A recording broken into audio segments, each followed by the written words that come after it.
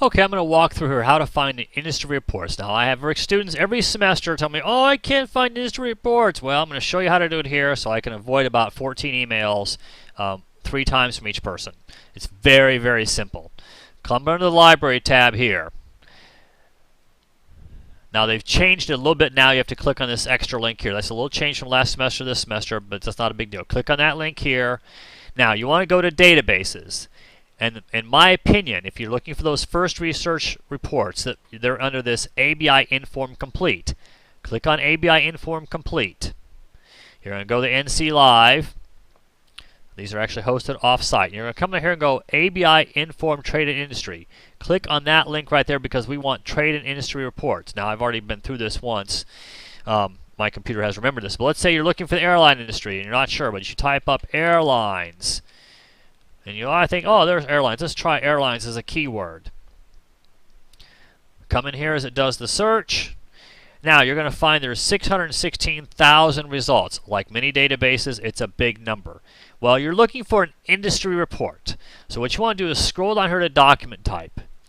Pick up document type, and unfortunately, it's never going to be here. Now, there's also company profiles, which might be interesting for you for some other purpose, but on this particular video, I want to show you specifically how to get industry reports. So click on More Options. Click on Include Industry Reports Only. All you want is industry reports right now for those first research reports. Now, you may want some other information here, but this is how to get that particular report. There's 8,100 results, but we're going to narrow this thing down. Come up here then and click this age publication date. I usually bring that thing so you still have 8,100 documents, which is pretty much a lot. See, these are really old. So bring this thing here, bring it up pretty current, something like that. Do a quick update. And now it's going to strip out the old ones. See as it's kind of thinking down here. And what you're looking for is an industry report that says Quarterly Update First Research Industry Profiles. And what you're looking for one is this fairly current. Now, typically, these are a quarterly report. So you're going to look for something in the past 3 or 4 months old. This one says 9/5/2016. This is November when I'm making this video. That's within 2 months. That's the most recent report. Here's the industry report that is less than 2 months. Well, actually, right now, it's only 2 months old on this industry. When I click on that link, it's going to take me to this page here, which looks like that report I showed in that other video. Here's where you can very quickly figure out, is this the right report for me? So what you look for here is scrolling on to page 2 and saying, is my company listed here?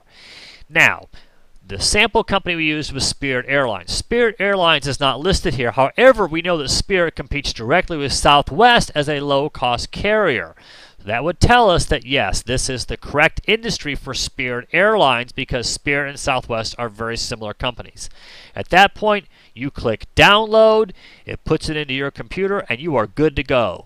So it can take you as little as about 90 seconds to get in the database to find the industry report that you need. Now, let's say you don't know what the industry is. You may have to do some searching.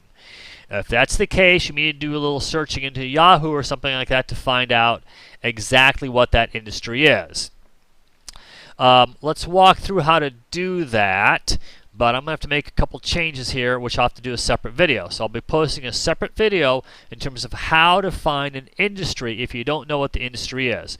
Something else you can try, though, is in that search box, type in the company name. If you type in the company name, that may also come up with some options that would show you what it would be. So if I go backwards here and try to go back to that search box, let's say we're going to search by company name here. So we try to get it far enough back here. I'm using the back button, which is outside the screen capture software, so you can't see what I'm doing. I'm just going the back button here to go back. So here, instead of typing in airlines, let's say I was going to do one on Bank of America. So let's go Bank of America. So we see Bank of America, list them up here. Let's see what it comes up with. We go up through the search criteria here. And again, we got 600,000 reports. Well, we don't really want that many reports. We're still looking for an industry report. So I select document type, look for more options. I want industry reports. There's 31,000 bank reports. Industry, that's a big number. Scroll this down a little bit. It's going to narrow it down to that other number once it's done searching. I still have 32,000 reports. That's too many to search through. I really want stuff that's new. change my date range to something current. When it updates from 31,000 to a much smaller number, 4,000 reports. Look at this right at the top. Here is a First Research Industry Quarterly Report, 3 months old, on banks and credit unions. If I'm doing a report on Bank of America and I click on this report right here, it's going to open it up. I'm going to be able to scroll down to the second page. Again, these reports are all identically laid out. That's what you'll find from a good analyst report. You'll see her on page 2, major banks, Bank of America, right there. If you're doing Bank of America, Wells Fargo, Chase, here you go, right here. These are large national banks included in this report. Now, if you're doing smaller banks and credit unions, they're not going to be listed here. But again, does your small local bank compete against these guys? They sure do. Big difference for those when you come down here into the financial section. Remember, we looked at this on the other video. If you get down here towards the end, we're looking at financial numbers, and now you're looking at size, where you might see the very big banks, for example. Scroll down here to size. Here you could see, again, surprisingly not a lot of difference here, but this is where you could see differences in some of these numbers from small to large companies, small to large banks. Again, not a whole lot of difference here. Interestingly, I'm kind of surprised that small banks seem to have about the same ratios as big banks. Quick ratios, boy, these are pretty much even. Now, here's a little difference here from 121 to 123, some of a difference, but overall, it looks like banks pretty much are consistent. A little difference in working capital number here from small to medium. A little different interest coverage, but overall, you'll see not a lot of difference. But this is where you might say, if you're doing a small local bank, look up to see what the definition of a small to large in this industry. You might be better off using the small numbers as a benchmark comparison. If you're doing Wells Fargo or Chase, you could use large or all because they're a kind of a dominant player in the market.